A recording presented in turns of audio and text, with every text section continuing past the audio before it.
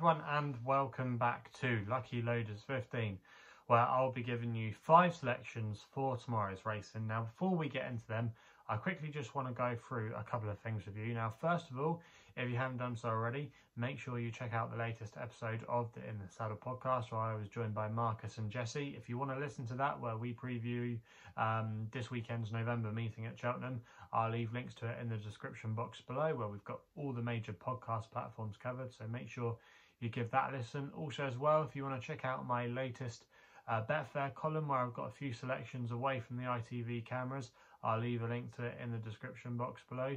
And also as well, I will be recording a video early tomorrow morning for Sunday's racing. I've got a few fancies for Sunday at Cheltenham, and also maybe one or two at Fontwell. And unfortunately, I just won't have time tomorrow night to record it, or Sunday morning. So the only time I can do it will be tomorrow morning. But you will be able to get prices on those races. So yeah, make sure you stay tuned for that. So yeah, before we get into the tips for tomorrow, I also as well just want to recap on how our tips performed today. In the end, you have to say it was a fairly disappointing day. My Nat Magic Saint was fairly disappointing, to be honest with you. I was never really confident during the race that he was actually going to win, because he made a few uncharacteristic jumps at a few of his fences. He just didn't seem to be travelling with the same zest, and Angus Cheltenham had to niggle him along a couple of times during the race. I thought maybe when they came up the top of the hill, he might be getting back into it, but then his effort just petered out as they honed into the turn, and yeah, he just was quite disappointing in the end. So that was frustrating there. My next best, Freewheeling Dylan, I think he was definitely unlucky. He was travelling quite well, I thought. You can't say that he wouldn't have finished out of the frame, because he was travelling, like I say, fairly well, but he just made a mistake where he unseated his rider, Ricky Doyle, at the Grand National fence. So that was a little bit of a frustrating one there, because he was definitely still in with a chance of winning that race. So that was a little bit of an unlucky one. And then the other selection, Vocal Duke, again, I think he was actually a little bit unlucky. I don't think he would have won the race, but I think he could have definitely finished in the first 6. Go back and watch the race if you haven't done so already. He was travelling quite well into it, and I thought he was definitely going to be there or thereabouts to at least make the frame. But then after the last flight, when he is kind of staying on, he does get squeezed, and that just really knocked his momentum. And then Kevin Brogan, who was aboard, then had to switch, and it was just an uphill battle after then, and the others had just got first run on him. So yeah, that was a little bit frustrating. It was a bit of a bunch finished in the end for the places in those races, not much separated. I think it was from about 2nd to 12th, you know, like quite a few horses there were all closely grouped up together. So yeah, it has been a frustrating day on the whole, but this week, to be honest with you, it's been a pretty decent one. We've had a few nice winners along the way, and hopefully it was just a blip today and we can be back amongst the winners tomorrow. So like I said at the top of the video, 5 tips for tomorrow's racing, and we're going to be going to Cheltenham for the first one of them, where we're going to be going in the feature race on the card there. It's the Paddy Power Gold Cup Handicap Chase, and my long shot of the day is going to be coming here, and I'm going to take a chance with Nietzsche for Danny McMenamin, riding for Brian Ellison, currently available at 18 to 1 with SkyBet at the moment. They're offering 7 places on this race, and I'm going to recommend a 0.5 each way selection.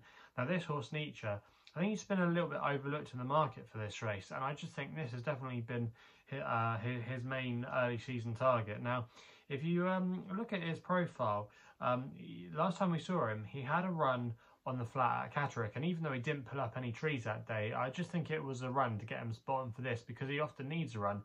Now, he won over this course over hurdles when he won the Great Wood a couple of years ago, pulling off a bit of a surprise when Danny McMenamin rode him that day. And he had a similar prep going into that race that he's going to have tomorrow, coming off the run on the flat. So Nietzsche, yeah, I think he's been set up for this. I think his mark is fairly workable as well. He's got a mark of 133, £1 above his last winning mark, which came at Ayr earlier in the year when he won off 132. And I think this trip could be quite key to him as well. He'll be suited by the big field handicap tomorrow. You know, I think that will really suit him, play to his strengths. The ground should be fine, and I think over this 2.5 miles he could have a little bit more to offer. He ran here in the Ultima back at the Cheltenham Festival, and he actually didn't discredit himself at all. He just ultimately didn't stay the 3 miles, but it was still a valiant run, and I think over this 2.5 mile where he'll probably sit out the back and look to pick up the pieces. I think he's got a good chance of maybe spoiling an upset in this race. Obviously, there's so many in here that you can give strong claims to. There's quite a few that I could have given a chance to, but I just thought Nietzsche there was a little bit overpriced, and he could drift out in the betting tomorrow, and that wouldn't alarm me at all. If he ended up going up for 33 to 1, that still wouldn't alarm me. You know, we've had winners do that before. Remember Ascot Day back in July, I think it was, advertised at 50 to 1, was available at 80 to 1 on the day. So yeah, you know, it's not going to affect me if it does drift out, and I wouldn't be too concerned. I see others with more sexier profiles being well backed, but I just thought Nietzsche there, I think he's a horse to keep on side because he will have so many things in his favour tomorrow, and I think he'll be able to outrun his odds, and I'll be disappointed if he couldn't give us a good run for our money. So he's going to be the long shot of the day there in the 2:15 at Cheltenham. We then stay at Cheltenham for the 2:50 with a horse called Proschema for Harry and Dan Skelton, currently available at 3 to 1. Now I'm going to recommend a 1-point win bet here as one of my extra tips of the day. Now this horse, last time we saw him, he ran a good race in the West Yorkshire Hurdle when he finished second behind Indefatigable, who was getting the mare's allowance that day, so he had to give away weight to her and wasn't well in at the ratings. But I still thought it was a good effort by Proschema, who was having his first attempt at the 3-mile trip. He'd never really run at that distance before. It was his first go, and I think he did quite well. He needs a strong pace. He's a horse who likes to be ridden cold, but I think he could have untapped potential over this trip. Now, I've seen a few people been a bit harsh about him, but I thought the £2 rise was perfectly fair, and back into a handicap of a mark of 145. I thought this was well within his compass. I don't think this is a particularly strong race. I think, yeah, he could have a bit to offer. He's a course winner, so that would suit him as well. The ground should be fine. No excuses really for him tomorrow. And I just think because maybe we feel like he's been around a lot, we know his limitations, but over this trip he could have more to offer. He could be like Roxana last year, you know, was a horse that Roxana had obviously a little bit more class than Proschema does at this stage in their careers, but was a horse that had been campaigned over 2.5 miles and then kind of turned over a new leaf when they went up in trip, and he could go down similar lines, and I think of a mark of 145 in this handicap, I think he's got a fairly decent chance, and I'd be disappointed if he couldn't go close. So yeah, he's going to be my extra tip of the day there in the 2:50 at Cheltenham. We then go to the Nap, where we go to Uttoxeter for the 3:17 away from the ITV cameras, and I'm going to go here with a horse called Nashville Nipper for James Byrne and Toby Laws, currently available at 7 to 2 with Bet365. I'm going to recommend a 1-point win bet. Now this horse Nashville Nipper, he is still a maiden, which might put a few of you off, but I think he's been given a good opportunity tomorrow, and I was quite taken with his latest run, which came at Ascot in a decent race. That was in a Class 4 handicap, and that race sometimes can produce some useful types, and he was staying on quite strongly up the hill there, up the stiff finish. I think he was suited by the race that day, and I think he's got a lot of untapped potential. He's given a £2 rise for that third place effort, but like I say, it was quite a warm contest, and going here tomorrow, dropping back in class, I think he's got a major role to play in this race. I just think this isn't a particularly strong contest. I think there's quite a few in here that you can put lines through, and yeah, I just think he could be